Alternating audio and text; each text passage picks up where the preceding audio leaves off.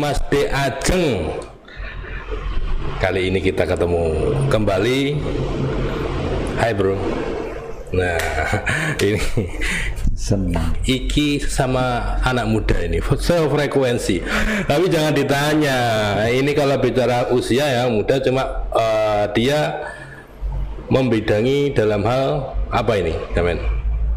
Kenalan dan masa depan nelayan, bagaimana mengoptimalkan, bagaimana caranya seperti ini. Kenalan dulu dong. Dengan siapa Kamen ini? Nama saya Ahmad Kusnul Abidin. Nama saya apa nama gue? Nama ya saya aja. Oh iya, nama saya ya. kalau boleh beda lagi gitu. Oh iya. Siapa nama lengkapnya? Ahmad Kusnul Abidin. Ahmad Kusnul Abidin. Kahmat Kusnul Ahmad Kusnul Abidin. Nama panggilannya? Menyok. Keren toh? Keren. Nama panggilannya Menyok. Iya. Ini saya panggil Mas apa Nyok? Nyok. Oh Nyok. Katanya satu frekuensi. Cuma kita kan beda misi. Saya bertanya, Anda menjawab, dan saya tidak tahu, Anda harus memberitahu, kan gitu kan? Mas, Anda ini orang mana? Dan Anda ini selaku apa? Dan harapan Anda gimana? Nanti akan kita kebahas bareng, tentunya. Saya tanya, Anda ini sekarang aslinya orang mana? Sidomulyo. Membidangi hal apa? Membidangi hal-hal terkait kenelayan atau masyarakat pesisir yang ada di Sidomulyo. Di Sidomulyo, ya. Atau di RN gitu. RN itu apa? Rukun nelayan Sidomulyo. Ketuanya jenengan. Ya. Sejak kapan itu? Sejak tahun 2020 dilantik. Berarti Anda ini sudah punya track record yang banyak ini tentang nelayan. Belajar. Oh, masih belajar. Politis banget. Belajar mengamati lalu bersekusi. Oh, gitu ya. Bukan limpe, bukan ya? Oh iya. Anda ini di nelayan situ, program kerja Anda apa sih, Bang? Program kerja saya selaku ketua RN di Sidomulyo itu sebetulnya untuk meningkatkan, yang pertama meningkatkan taraf hidup masyarakat nelayan dengan merubah paradigma lama menjadi masyarakat yang lebih modern. Memang yang lama gimana? Nah ini kan pertanyaannya kan harus dijawab. Ya. Tagline Anda kan yang lama dimodernkan kan? Nah yang lama gimana? Yang lama jadi gini Mas Putu ya. Papa baby dong. Papa baby. Ya. Tadi gak ngomong. Oh iya. Gimana? Jadi gini, kalau kita bicara terkait nelayan, otomatis di situ ruang lingkupnya masyarakat pesisir. Ya benar. Kalau kita bicara terkait masyarakat pesisir, berarti ada banyak hal yang harus ditindaklanjuti sehingga menjadikan masyarakat pesisir yang lebih kompetitif, terutama di bidang pendidikan, mindset mereka. Nah selama ini mindset mereka gimana? Mindset masyarakat pesisir itu rata-rata mereka enggan untuk masuk di pendidikan formal jenjang yang lebih tinggi. Ketika di situ dibenturkan dengan kondisi ekonomi. Memang begitu menjanjikan toh kalau diformalkan? Enggak juga, cuman di sini kembali lagi minimal ada ijazah, karena standarisasi yang ada di Indonesia ini kan masuk kerja harus ada ijazah. Oh gitu. Padahal kalau kita, bukankah ijazah itu menimbulkan dia sudah pernah sekolah gitu? Ya, maksud saya di situ. Oh iya. Makanya kalau ini bicara terkait itu Mas ya, kalau menurut saya ini, jadi seharusnya passionnya itu di mana. Itu kan bisa ada pengembangan diri dari anak-anak itu. Selama Anda di posisi tahun 2020 itu, memang passionnya nelayan ini kan yang saya tahu ini kan, yang saya tahu dia mencari ikan, nangkap untuk kebutuhan komoditinya lah. Artinya mereka itu hanya bergelut mencari ikan di laut. Otomatis kan yang saya tahu ini, ya, mereka itu kan berangkat pagi pulang malam, pulang malam. Lah kapan Anda ingin mengajarkan untuk formal itu kan susah juga. Timing waktunya kan juga susah juga. Gimana Anda itu? Jadi gini, yang kami pikirkan saat ini, kita berpikir regenerasi. Oh ya, terus ya. Kita berpikir regenerasi. Jadi selesai di titik senior, kita harus memikirkan masa depan anak cucu kita kelak. Oh ya. Disitunya kita. Jadi mohon maaf, kenapa bapak-bapak mbak-mbak kita ini kok jarang menempuh pendidikan formal yang lebih tinggi, karena memang kondisional. Masyarakat pesisir atau nelayan itu tahunya mereka kerja, gimana caranya untuk keluarga di situ.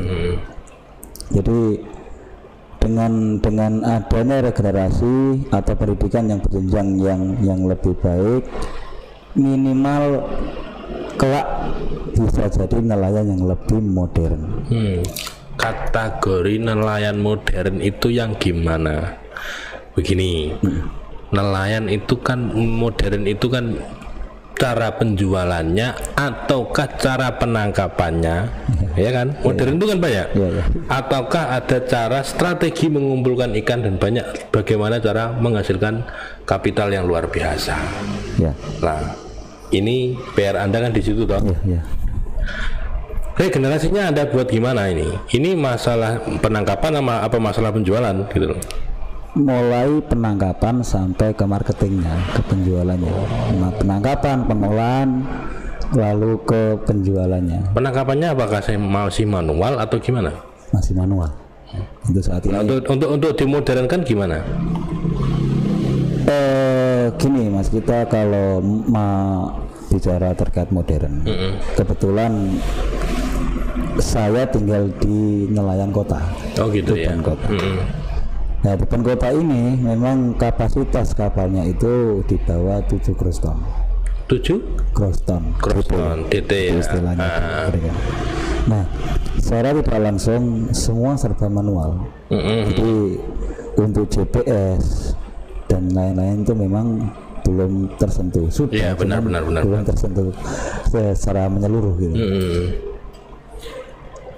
Dengan adanya perkembangan zaman yang seperti ini, kami ingin nelayan-nelayan itu, walaupun dalam tanda kutip nelayan kecil, mampu menguasai alat-alat dengan teknologi saat ini yang ada. Oh gitu ya. Contohnya? Minimal GPS, mempermudah. Terus di situ di dalam GPS ada piranti-piranti atau hal-hal yang bisa menunjukkan arah, bahkan ikan juga. Jadi lebih efektif kerja. Oh berarti ini lebih secara strategi penangkapan ikan kan, dengan teknologi-teknologi yang ada sampai sekarang. Oke, kalau gitu. Ini sudah berjalan? Mulai. Baru tahap mulainya. Di tangan Anda ini maksudnya. Banyak orang. Oh iya, benar. Karena begini, karena untuk memulai proses yang berkembang itu perlu ekstra capeknya. Pro kontra itu akan terjadi. Pro kontra akan terjadi. Itu dalam pembahasan penangkapan ikan ini, saya masih bicara penangkapan ikan, belum ke penjualan loh ya. Hal tersulitnya apa ini? Untuk penangkapan ikan ini harus ada pendekatan emosional ke masyarakat secara langsung, dan itu harus intens. Anda lebih bicara door to door ini? Harus intens, mensosialisasikan atau memberikan pendampingan terkait hal-hal yang belum nelayan kecil mengerti. Di situ. Tapi sudah ada yang survive. Sudah ada ya. Ya alhamdulillah berarti. Sudah ada sedikit peningkatan. Ya biasanya kan orang itu kan berdasarkan tembung jari, berdasarkan praktek. Anda kan berdasarkan teori, sudah ada yang mempraktekannya. Berarti ini sudah survive dong Anda. Tapi berapa persen? Pertanyaan saya seperti itu. Nah, itu mungkin dari yang hal-hal yang sudah saya lalui, sudah saya tindak lanjuti untuk nelayan yang ada di Sidomulyo khususnya, mungkin baru 10%. Ya, 10%. Masih. Ya semoga tahun depan bisa sampai 100% lah. Paling nggak margin errornya 70. Tapi paling nggak ya pemerintah harus ikut campur tangan kan. Banyak. Jadi memang harus ada kerjasama yang intent kan. Iya.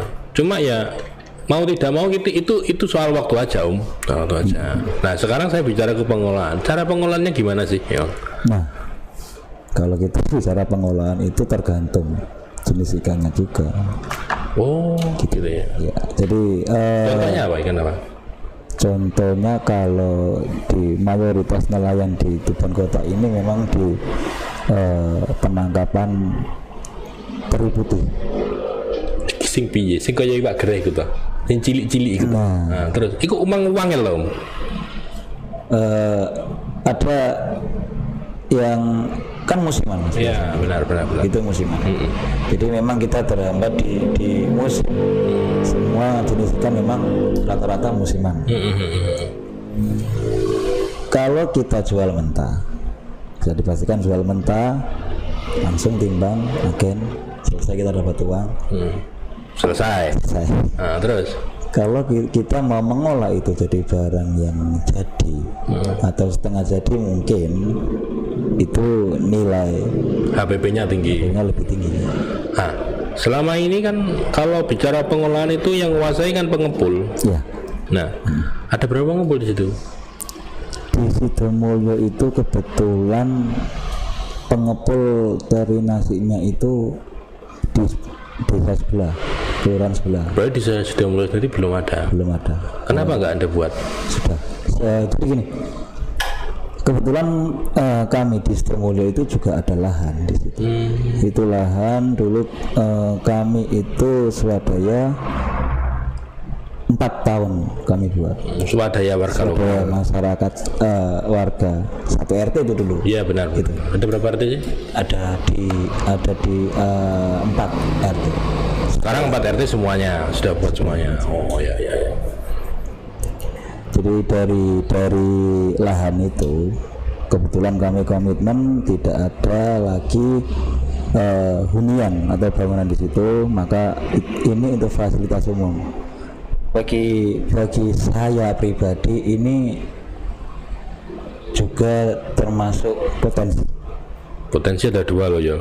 Potensi sarpas. Oh ya, terus.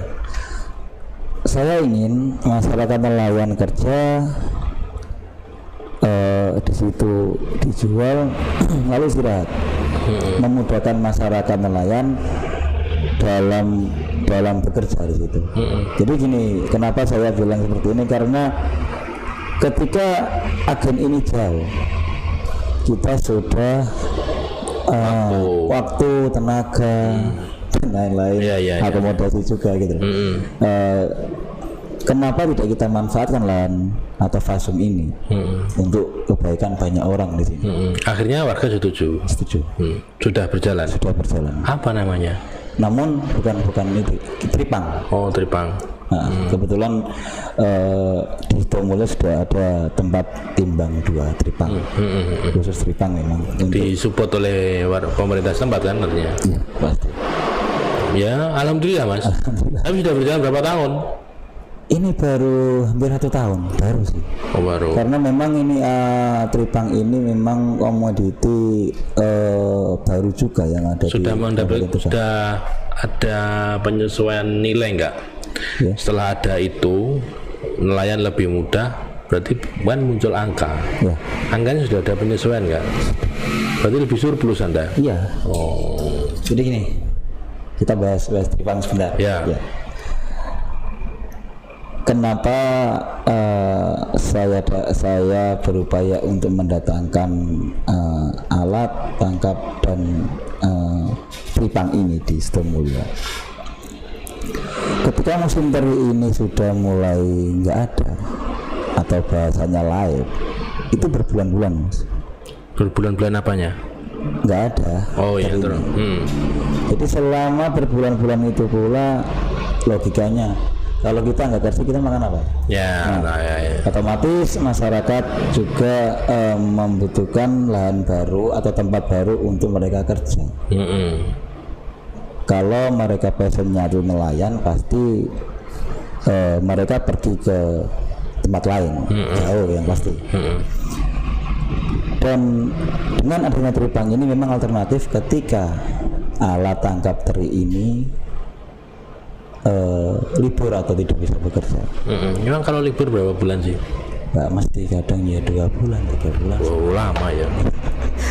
Terus akhirnya setelah ada tripang ini, alhamdulillah, jadi yang menikmati juga bukan nelayan saja ternyata. Warga setempat. Warga ibu-ibu juga bisa ikut nilai. Ya artinya Anda mau membuat lapangan pekerjaan secara banyak kan gitu loh ya. Secara nggak langsung. Secara nggak langsung. Ya. Tapi responnya positif loh? Positif. Positif dan dapat dirasakan juga oleh banyak orang juga. Banyak orang juga. Ya. Nah itu nggak ada hal yang jenengan inginkan, hal yang tersulit itu ada nggak? Hal tersulitnya kan tidak ada. Nggak ada. Ya pasti ada lah, alatnya kurang kan. Alatnya kurang. Yang namanya ternyata dapat alas itu kan lebih susah. Tapi yang menikmati kan prosesnya. Prosesnya yang harus jenengan nikmati. Yang harusnya mereka pahami juga prosesnya, bukan di hasilnya gitu loh menurut saya. Oh gitu ya. Tapi setidaknya mereka akan mengerti dengan waktu. Waktu. Jadi mereka sendiri itu mungkin ya menyadari gitu loh. Ya alhamdulillah kalau jenengan buat tripang itu berjalan. Sudah berjalan toh? Sudah berjalan. Nah sekarang saya tanya penjualannya ini. Penjualan ini, namanya penjualan itu sangat luar biasa. Ada domestik, ada internasional, ada lokal, ada seluruh Indonesia. Passion Anda ini kan saya lihat ini kan di pengolahan dan di penjualan. Kalau di penangkapan saya agak ragu ini karena maaf ini ya. Passion Anda ini di situ. Strategi penjualan Anda sendiri ini apakah di lokal, apakah di luar lokal, ataukah domestik Indonesia yang berjalan hari ini? Yang berjalan hari ini masih di lokal, jadi kami ke pabrik gitu. Ke pabrik itu bentuk barang mentah apa sudah barang kayak ungkepan gitu? Mentah belum, mentah. Oh berarti, berarti Anda ini menyetor ke industri? Ke agen juga, agen yang lebih gede gitu. Nah ya berarti kan bukan ke pasar umum toh? Bukan. Oh kenapa? Kan pasar umum kan juga membutuhkan kan gitu. Itu kita lihat jenisnya ikannya juga. Oh gitu. Variatif maksudnya. Variatif. Gitu ya. Jadi kalau memang ikan pasaran juga langsung ke pasar bisa. Iya. Emang yang dibutuhkan industri apa? Ikan berbagai apa? Yaitu tadi dari nasi itu rajungan seperti itu yang super hasil super untuk melayani nelayan kecil kan seperti itu. Ini pabrik Tuban, apakah luar Tuban? Luar Tuban. Lamongan berarti? Bukan. Jawa Tengah. Tapi sudah jalan lama. Sudah jalan. Berarti di sini yang memulai di Sidomulyo. Wah luar biasa banget ya. Ya alhamdulillah, jadi sekarang mulai dari Karangagung sana sampai Bulu itu ada timbangan tripang. Ada timbangan tripang. Dengan menyuplai di pabrik itu kan berarti? Iya. Jadi saya kontak teman-teman yang ada di wilayah masing-masing untuk mengerjakan hal ini. Makanya alternatif ketika terinasi atau mungkin alat lain yang belum bisa maksimal hasilnya gitu. Iya. Seperti itu. Begini, namanya pabrik itu kan ada head pass. dia punya permintaan, dia punya kualifikasi, Mas. Kalau pabrik butuh, itu tidak bahas itu. Kalau pabrik nggak butuh, pasti bahas itu kan gitu. Iya kan? Iya. Ordernya yang memang mampu kan. Dari Sidomulyo sendiri itu menguasai nggak kuota yang diminta oleh pabrik itu? Kebetulan kita nggak ditarget ke situ. Oh, lebih fleksibel. Karena awalnya memang ini alternatif ketika cari nasi belum ada. Oh, Saya bilang ke ownernya atau bosnya itu seperti itu awalnya dulu, seperti itu. terinasi ya namanya, tripang itu. Tripang. Terinasi banyak. Bukan terinasi sendiri. Mayoritas nelayan kota kan cari terinasi. Iya. Ya ini sudah hampir 2 minggu lah mereka cari terinasi. Jadi tripang libur. Oke, nggak apa-apa. Yang penting tiap hari mereka dapat hasil. Gitu. Anda nggak pengen nggak penjualan e-commerce itu? Itu pasti, makanya gini Mas, kami juga butuh pendampingan. Siapa yang mendampingi? Pendampingan dari mana? Iya. Yang jenengan harapkan pendampingan dari mana, Mas? Dari pemerintah setempat atau gimana? Terserah. Yang pasti di situ pendampingan yang lebih intens untuk Anda. Untuk Anda. Iya. Ya, berharap dengan pemerintah setempat dong. kan pasti open, karena pemerintah kan lebih suka kalau Anda lebih kreatif gitu loh. Sudah dicoba? Sudah. Respon ya? Alhamdulillah pemerintah pun juga respon. Respon dalam hal produk-produk Anda yang Anda jual-jualkan. Iya. Tapi pernah nggak Anda itu sekarang membuat produk dari Sidomulyo apa gitu ya, yang dijual di Topet? Ya maaf saya bilang produk Topet, Shopee sebagainya. Sudah pernah nggak? Kami di Sidomulyo ada petisku itu sudah masuk e-katalog itu. Oh, sudah masuk e-katalog, tapi belum masuk e-commerce kan Anda? Belum. Tapi sudah bisa. E-katalog itu kan yang belanja kan orang tertentu. Kalau dari berbagai commerce yang lain, apa katakanlah kayak penjualan yang lain kan masih banyak. Kenapa nggak buat? Di atas namakan kelompok. Kayak Gedung Ombo itu kan buat kelor. Tapi kan mereka sudah buat e-commerce, mengikuti e-commerce. Kenapa di Sidomulyo enggak buat? Jadi gini Mas, sebetulnya kami ini terkendala di konsistensi masyarakat juga. Namanya kelompok. Tapi kalau namanya pribadi atau perusahaan itu konsisten.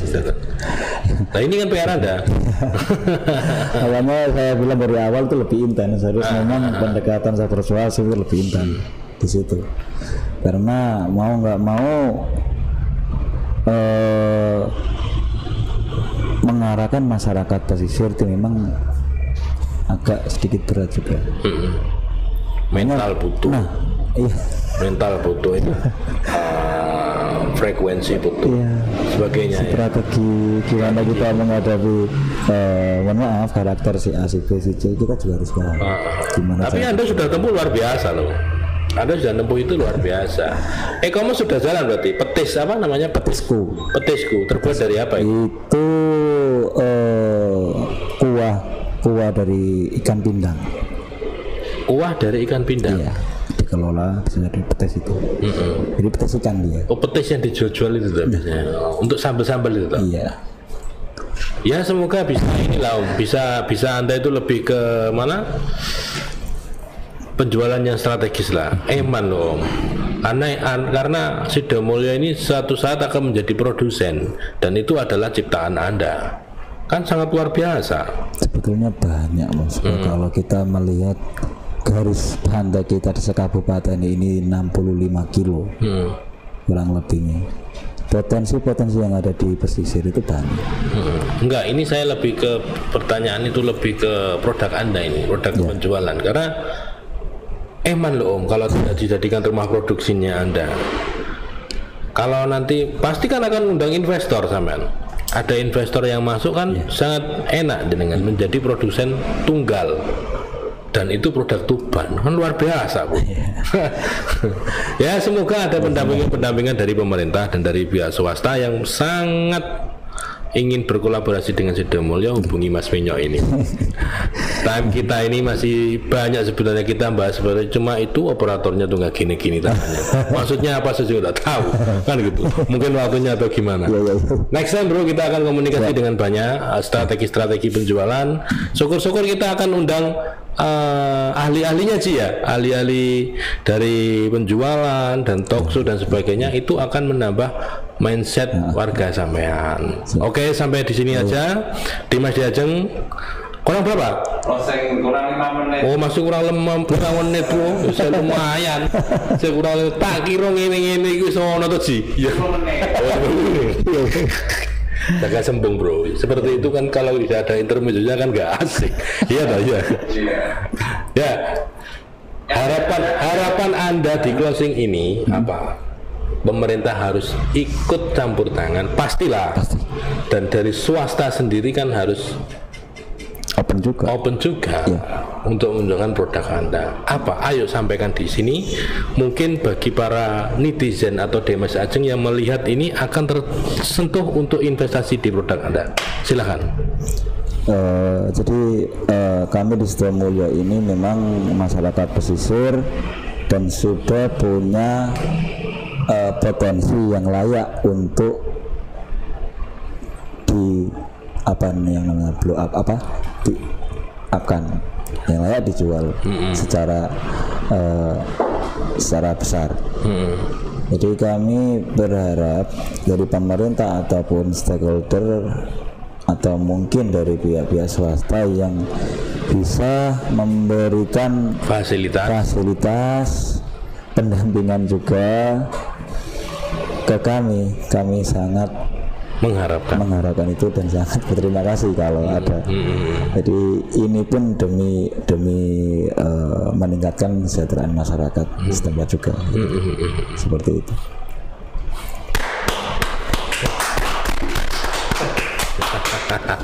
Kalau kita di Nitra Channel ini kita hanya mendoakan, kita mohon maaf, tapi kita akan bantu secara blow up usaha Anda.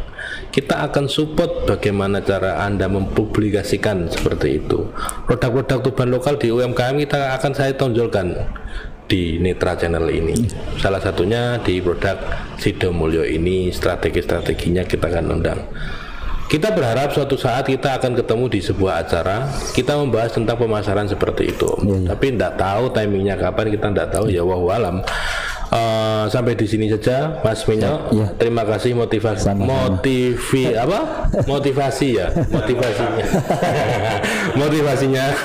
Dan ini akan membuka peluang-peluang usaha bagi nelayan di Kabupaten Tuban, khususnya pesisir Jawa Timur lah.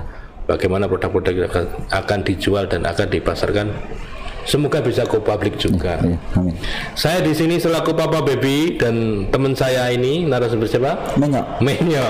Mengucapkan terima kasih dan saya akhiri podcast ini. Open your mind.